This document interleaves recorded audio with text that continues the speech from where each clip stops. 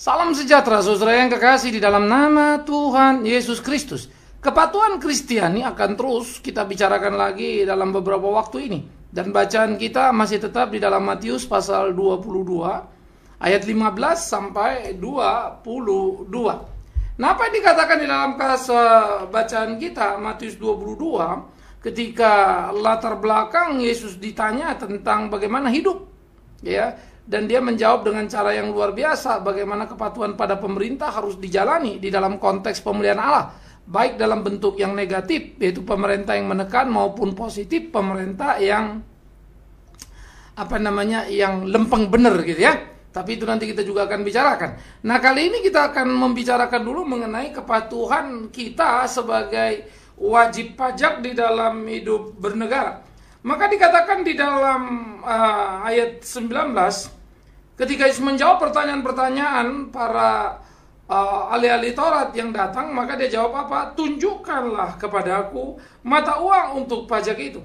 Mereka membawa 1 dinar kepadanya. Maka dia bertanya kepada mereka, gambar dan tulisan siapakah ini? Ayat 20. Lalu 21, jawab mereka, gambar dan tulisan Kaisar. Lalu kata Yesus kepada mereka, berikanlah kepada Kaisar apa yang wajib kamu berikan kepada Kaisar, dan berikanlah apa yang wajib kamu berikan kepada Allah. Jadi di sana kita diajarkan kepada satu kesadaran akan kewajiban, bukan sebuah keterpaksaan. Nah, ini menjadi sesuatu yang menarik saya pikir untuk kita sadari, saudara. Wajib adalah merupakan sesuatu hukum yang ada berdasarkan sebuah sistematik, ya. Misalnya kalau kita bilang kita adalah rakyat Indonesia, maka kita wajib mematuhi peraturan-peraturan yang ada di Republik Indonesia. Kalau Anda nggak suka, ya jangan tinggal di Indonesia, kan begitu. Nah, itu kewajiban kita. Sebaliknya juga sebagai rakyat yang benar, kita wajib untuk menyuarakan kebenaran. Sehingga kalau ada yang tidak benar, ya kita tentu akan menyampaikan kritik kita. Tetapi bukan kemudian kita merusak kiri dan kanan, karena tidak ada kewajiban merusak untuk alasan apapun. Kan begitu. Sehingga apa yang menjadi milik negara kalau dirusak kan milik kita sendiri, milik rakyat juga kan. Nah, itu tidak. Nah, oleh karena itu prinsip yang pertama yang harus kita pahami adalah konsekuensi hidup kita sebagai orang percaya, sebagai orang Kristen. Tinggal di dalam sebuah pertama ada yang kita sebut kewajiban. Sehingga kita punya kewajiban terhadap apa-apa yang berlaku.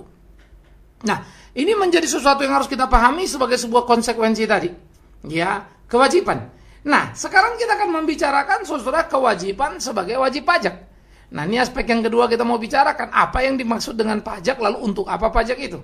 Pajak adalah sesuatu yang digunakan untuk pembangunan negara tentunya. Untuk masa depan negara, untuk kepentingan semua rakyat Indonesia. Nah, itu pajak yang dikelola, diambil di Indonesia.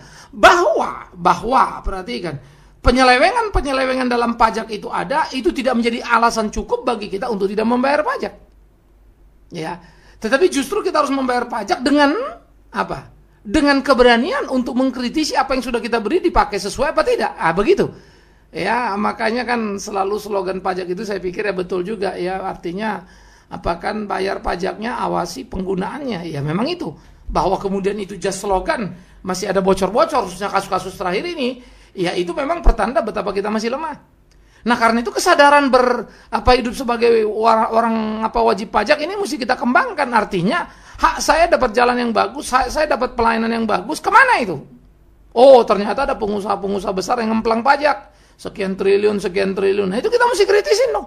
Gara-gara itu kan kita kekurangan pajaknya. Berarti juga kekurangan biaya untuk pembangunannya kan. Artinya kekurangan juga untuk kita. Baik itu pendidikan, pembangunan yang menyeluruh. Ya, baik infrastruktur maupun manusianya yang ada di Indonesia ini. Nah, jadi saudara-saudara yang kekasih, mengapa seseorang membayar pajak adalah karena apa yang didapatnya. Nah, jadi prinsip pertama dulu dari bagian ini ya. Jadi kita membayar pajak tujuannya adalah untuk negara. Tujuannya adalah untuk kemakmuran, kenyamanan bersama untuk seluruh rakyat Indonesia. Ya. Nah, kalau untuk itu berarti kan kita tidak bisa menunda. Kenapa saya harus bayar pajak? Karena Anda mempunyai penghasilan, kan itu ukurannya. Sehingga ada hasil yang dihitung, sehingga ada minimal income yang bebas pajak itu ada. Jadi minimal atau pendapatan-pendapatan yang bebas pajak, kalau Anda misalnya dapat angka, tidak sampai kepada angka harus membayar pajak, yaitu angka bebas pajak, karena memang gaji Anda kecil, ya Anda tidak perlu membayar pajaknya. Tetapi Anda cukup melaporkan berapa pendapatan Anda tiap bulannya. Tapi Anda tetap saja seorang punya nomor pokok wajib pajak, punya NPWP kan gitu. Tetapi Anda tidak perlu bayar pajaknya karena laporannya kan nihil. Mau bayar apa? Karena Anda memang kena bebas pajaknya. Ya. Nah, jadi NPWP atau nomor pokok wajib pajak yang menempel pada kita akan menjadi satu kewajiban yang harus kita laporkan setiap kali. Bahwa laporan itu nihil atau ada yang dibayar, itu urusan nomor 2 lagi, sesuai dengan income yang ada. Sehingga sebetulnya pajak mengatur sedemikian rupa bukan hal-hal yang kemudian memberatkan, tidak. Bahwa ada oknum-oknum pajak yang memanfaatkan situasi atau kesalahan seseorang untuk mengambil keuntungan, saya akan berkata, terkutuklah dia. Ya, biar dia akan dihajar oleh Tuhan. Ya, biar apa yang mereka makan itu akan menjadi penyakit dan bukan kesehatan. Barang siapa memanfaatkan situasi, mengambil keuntungan dari kebingungan rakyat, Tuhan akan berhadapan dengan mereka, Tuhan yang akan menghukum mereka. Ini kalimat saya. Ya, saya adalah seorang hamba Tuhan. Dan saya akan membicarakan hal yang prinsip dan benar. Tapi saya tidak berhak memang untuk melakukan apa atas mereka. Tapi saya berdoa biar Tuhan yang menghajar mereka. Nah, jadi tolong bedakan bagian itu. Nah, itu menjadi sebuah permohonan. Ada orang suka salah paham berkata, wah Pak Bigman ngomong terlalu kasar, tidak ada kasih. Maafkan saya. Tuhan Yesus berbicara kepada ahli-ahli Taurat. Celakalah kalian ahli-ahli Taurat. Kalian ini masuk ke neraka. Nah loh, Matius 23, masuk ke neraka. Tetapi orang-orang lain yang sedang berjalan menuju surga pun pintu surga kalian halangi, supaya tidak ada yang bisa masuk ke sana. Artinya apa? Sudah ahli Taurat itu masuk ke neraka, dibawanya lagi orang masuk ke neraka. Tuhan murka dan marah pada mereka. Baca Alkitab itu baik-baik. Ya, Amos pun dipakai itu di perjanjian baru, di perjanjian lama. Para nabi juga berteriak. Amos berteriak, pemimpinmu makan suap, imanmu makan suap. Wah, itu Nabi Amos teriak. Jadi jangan lagi orang Kristen berbasa-basi dalam hidupnya. Sehingga dengan basa-basi itu, dengan alasan kasih, kita bersembunyi dari kebenaran yang harus ditegakkan. Jadi setiap orang Kristen, kalau Anda Kristen wajib bayar pajak. Yang tidak Kristen, wajib juga bayar pajak. Yang tidak bayar pajak, biar Tuhan yang menghukumnya. Jangan kau pikir kalau kau bisa lepas dari negara, lalu kau bisa lepas seenakmu. Akan banyak bentuk hukuman yang Tuhan bisa berikan pada tiap orang. Ya, itu perhatikan baik-baik. Sehingga dengan demikian perenungan kita itu menjadi satu perenungan yang serius dalam hidup yang bertanggung jawab. Sehingga kepatuhan Kristiani khususnya dalam konteks kekristenan itu terwujud dalam kehidupan kita. Karena apa? Kita wajib membayar pajak karena kita punya penghasilan. Sistem negara itu akan berjalan dengan penghasilan itu dikumpulkan berdasarkan apa yang ada. Lalu dipajakin sekian persen. Nah, itulah yang dipakai untuk mengelola kepentingan bersama kita. Anda kan tidak pernah bangun jalan. Jalan dibangun pemerintah. Uangnya dari mana? Ya dari saudara dan saya juga. Berapa besar? Yang kaya lebih banyak memberinya, yang miskin lebih sedikit. Tapi itu kan pajak berdasarkan rezeki, kan begitu. Sehingga secara teologis, kalau yang banyak kasih banyak, dikit kasih dikit, sesuai dengan kemampuan berdasarkan persentase yang ditentukan. Itu kan sehat banget ya. Karena Alkitab pun mengajarkan hal-hal itu, saudaraku. Tata tertib yang ada. Kalau Lewi itu kan juga diatur itu perpuluhan, lalu ada 11 suku mesti membayar. 11 kali 10, 110 itu. Apa imam itu langsung jadi kaya raya? Tidak. Imam kurang ajar yang memperkaya dirinya dari perpuluhan. Ya. Itu sebab Tuhan marah sama mereka. Perpuluhan kau bicarakan, keadilan kau labaikan. Yaitu apa? Bahwa hak janda miskin, hak orang asing tidak diberikan. Tentu Tuhan marah. Karena imam cuma ngurus dirinya lalu memoles-moles bait Allah. Tapi janda miskin yang punya hak atas perpuluhan, orang asing yang punya hak atas perpuluhan, nggak pernah terima. Ya, karena imam memperkaya dirinya. Bukan itu. Nah, makanya ajas keadilan itu yang dimaksud di situ, sistem distribusinya, keterbukaannya. Sehingga munculnya konsep itu. Tetapi jangan lupa, bukan hanya perpuluhan itu saja yang diberikan. Sebetulnya seluruh kehidupan di PL pun sudah muncul. Pada titik ini ada persembahan ini, ada persembahan itu. Kalau pohonmu buahnya jatuh, lalu boleh diambil orang. Sekarang mana ada yang begitu-begituan. Yang kita mau cuma angka yang kita dapat, lalu kita telan, kan begitu. Nah, itu menjadi sebuah kengerian. Nah, sekarang kita kembali kepada kejujuran. Ya, bagaimana kehidupan kita sebagai wajib pajak, maka kita wajib membayar pajak kita sesuai dengan kemampuan kita. Ya, pada waktu saya dihitungkan oleh seorang rekan saya yang baik hati, lalu bilang, wah, you mesti bayar pajak begini-begini, karena pas Tuhan kasih rezeki kita beli rumah. Jadi sebetulnya income saya juga bingung. Ya, karena saya fix income saya kecil sekali, artinya yang saya terima tunjangan secara resmi. Ya. Lalu kan kadang-kadang ada kawan kasih, teman dukung, itu saja income yang tidak bisa ditetapkan. Tetapi ya puji Tuhan selalu cukup saja. Nah itu memang luar biasa. Tapi kalau ditanya angkanya berapa kan bingung sendiri.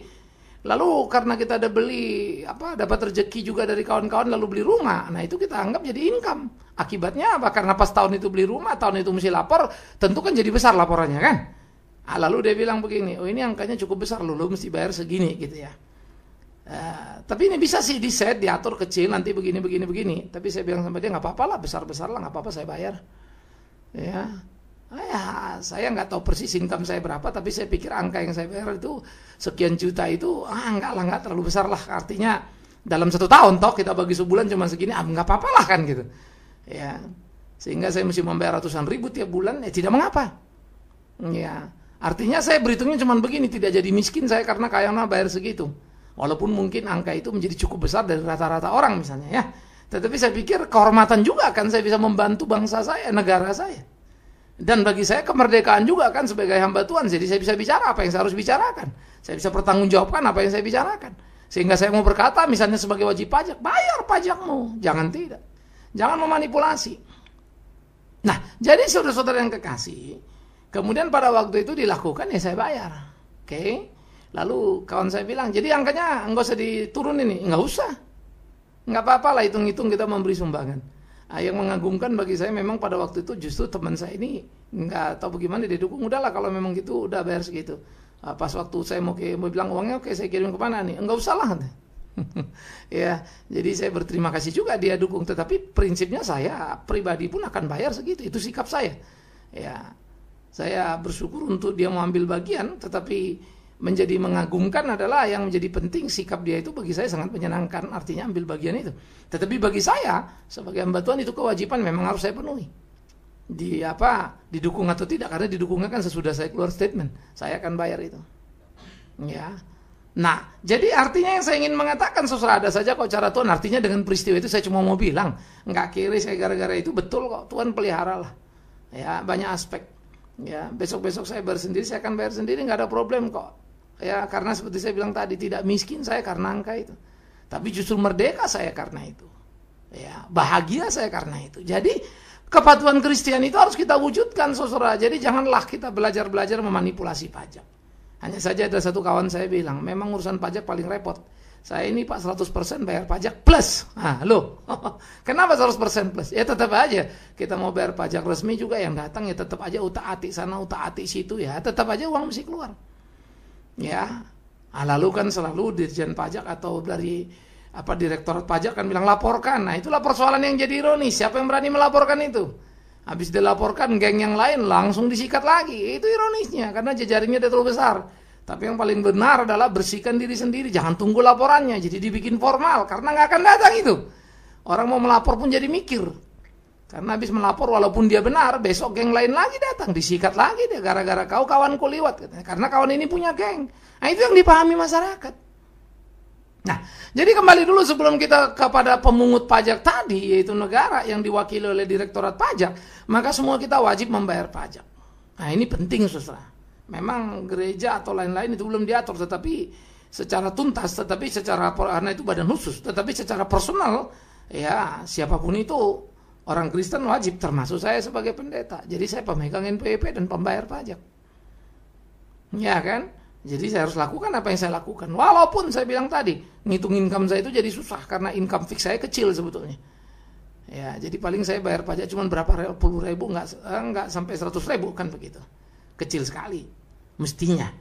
Ya, paling cuma berapa puluh ribu bayarnya. Ya. Tetapi sekarang saya mesti bayar ratusan ribu. Tapi kan tidak mengapa yang saya bilang tadi. Toh kalau saya hitung-hitung ada saja kok berkat Tuhan. Nah, yang repot kan di situ kita. Ya, toh kalau mau dihitung-hitung lagi misalnya sistem pajak, ya udah berapa pokoknya you dapat ya dibukukan dan seterusnya. Ya makin ribet juga kita ya. Kalau orang beri persembahan kasih lalu kita mesti bukukan lalu laporkan lagi. Waduh mak, kita sendiri pusing. Jadi saya pikir fair juga lah kalau kita kemudian bayar sedikit lebih mahal, tetapi kemudian kita juga tidak harus repot menghitung satu persatu semuanya jadi kayak pembukuan yang tidak perlu pembukuan kan. Itu karena bersifat sangat personal. Ya.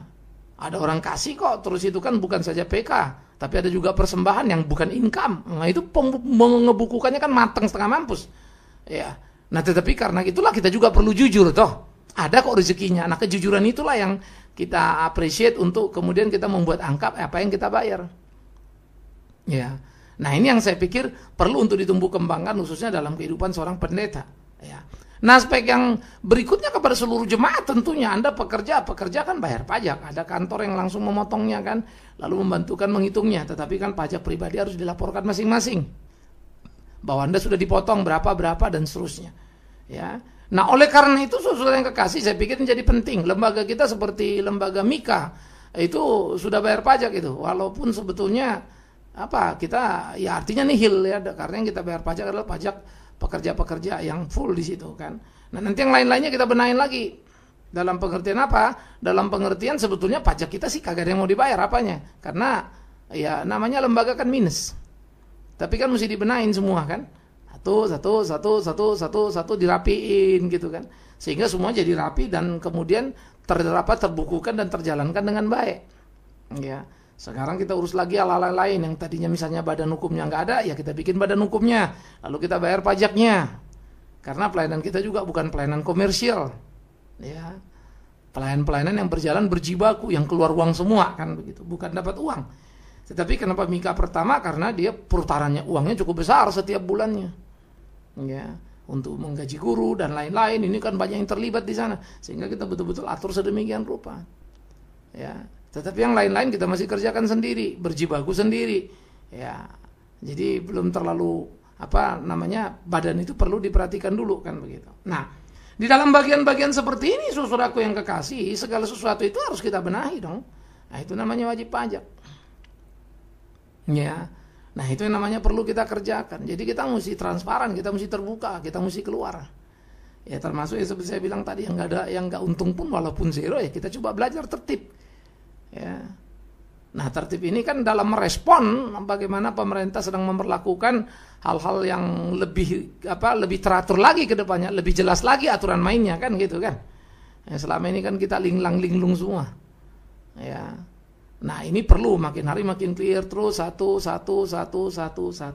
Nah, kemudian bagaimana orang-orang yang pemungut pajak? Pemungut pajak itu adalah negara, bukan personal. Pemungut pajak itu sekali lagi negara. Negara berhak memungut pajak untuk mensejahterakan rakyatnya. Dipungut dari mana? Ya dari rakyat itu.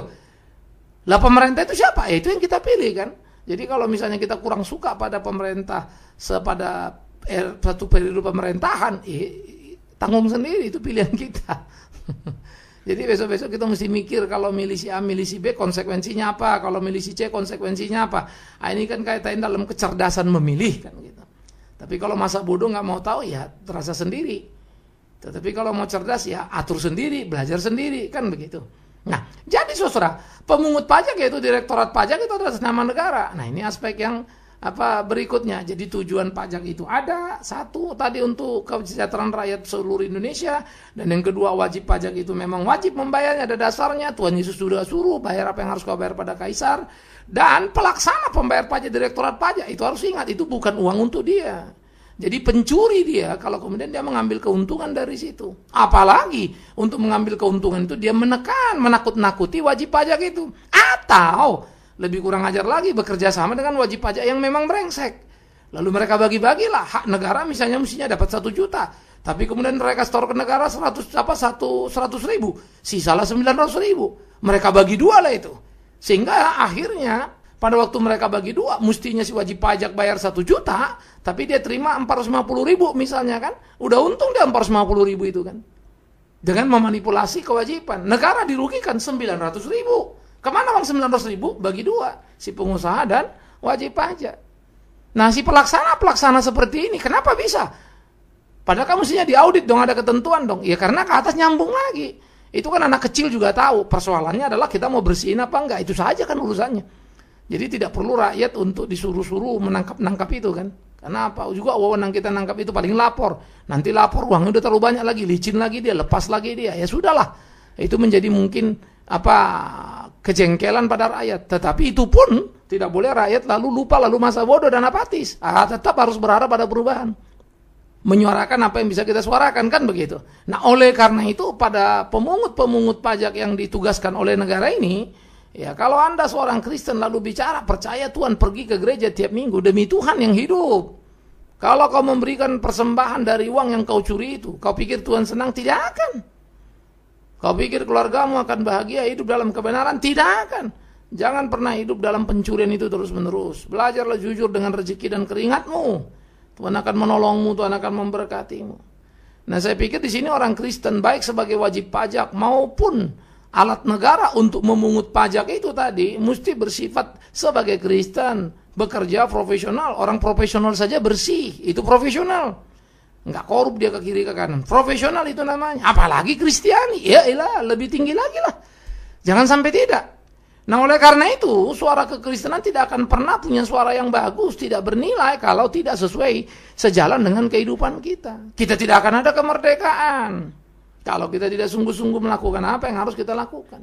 Jadi saudara-saudaraku yang kekasih di dalam nama Tuhan Yesus Kristus, camkan dan pikirkanlah bagaimana hidup benar dalam kehidupan ini. Sehingga dengan demikian kewajiban kita membayar pajak itu kita bayar. Nah, kalau hamba-hamba Tuhan bagaimana kita bisa berkhotbah terhadap umat ini kan? Padahal kita sendiri nggak bayar pajak itu, terlalu banyak income kita, banyak harta kita, tapi yang kita bayar dikit banget. Hati nurani kita pun sudah tahu itu nggak beres. Masa sih kita hidup di situ? Begitu pula wajib pajak Kristiani lainnya. Masa kau tilep pajak itu kan mengerikan sekali. Ya, seperti kesaksian satu kawan tadi sudah bayar 100% plus lagi. Karena ada neko sini sana. Tapi saya percaya 100% itu akan membuat kau jadi kuat. Satu waktu neko itu pun akan hilang dengan sendirinya. Ya, kita perlu keberanian untuk melawan itu. Walaupun ada risikonya. Dan aspek yang ketiga, pemungut pajak yang ditugaskan negara. Kau Kristen, mana perilaku hidupmu? Jadi model, jadi contoh lah. Ya. Jangan pula kita hidup sama dengan yang lain, gak ada bedanya. Apa gunanya kita Kristen? Lalu orang kan bilang, kau Kristen, aku tidak, sama aja kok. Sama malingnya kita, yang repotnya lagi, sama-sama tahu pula lagi. Alamak. Ya, jadi saudaraku yang kekasih, marilah kita belajar melakukan apa yang Tuhan Yesus katakan, supaya jangan hidup kita itu ngambang rohani, melulu gereja, melulu aktivitas, melulu kegiatan, melulu, tetapi kualitas hidup kejujuran kita tidak terlihat. Sorry, itu tidak akan mencerminkan keimanan yang sejati. Iman tanpa perbuatan kosong itu. Jadi kalau kau beriman Yesus Kristus Tuhan, berbuatlah yang benar, bayarlah pajak yang benar, awasi pula dengan benar, bersuara yang benar. Tuhan menolongmu, Tuhan menolongku. Karena dialah jalan yang benar dan dia akan membawa kita kepada kehidupan yang sesungguhnya. Dia sudah membenarkan kita, biarlah kita hidup benar. Tuhan memberkati saudara. Tuhan menolong saudara, berubahlah dalam sikapmu. Jadilah Kristen yang sungguh. Kalau memang kau cinta Yesus dan dicintainya. Tapi kalau tidak mengapa. Tetaplah jadi Kristen yang main-main, hamba Tuhan yang main-main. Karena kau memang tidak dihitung oleh Tuhanmu. Paling tidak, itu caramu menilai dirimu. Tuhan memberi kita bijaksana. Amin. Mari kita berdoa. Kami bersyukur, kami berterima kasih ya Tuhan untuk setiap hari-hari kami, hidup kami. Dan kami mau berdoa supaya Tuhan menolong, menuntun, membimbing kami, supaya hari-hari kami jadi hari yang penuh sukacita. Di dalam hidup sebagai anak bangsa, Tuhan tolong kami untuk bisa bersuara sesuai dengan kebenaran, melakukan apa yang menjadi kehendak Tuhan. Khususnya dalam kepatuhan kami terhadap pajak yang memang untuk mensejahterakan negara kami. Karena firman-Mu pula yang berkata, sejahtera kota adalah kesejahteraan kami. Tapi bagaimana kota negara ini mau sejahtera kalau kami tidak bayar pajak? Dan kami pun mohon ampun kalau kami hanya terus berdoa kepadamu supaya kau mensejahterakan negara kami. Tapi kami sendiri tidak pernah membayar pajak sesuai atau sebagaimana mestinya yang sesuai dengan tanggung jawab kami. Ampuni kami Tuhan kalau kami seringkali bermuka dua bersikap seperti ini. Kami seringkali menganggap sepertinya kau tidak tahu padahal kau Allah yang maha tahu. Karena itu tolonglah kami dalam hidup kami, ajarlah kami jujur. Gentarkan hati kami ketika kami mulai tidak jujur, buat kami gelisah dan takut, supaya kami terus berjalan di jalan-Mu, dan kami sadar akan kehendak-Mu, dan mampukanlah kami melakukan kebenaran itu. Demi Yesus Kristus Tuhan kami yang hidup, kami berdoa bersyukur pada Bapa di dalam sorga. Terpujilah Tuhan. Amin.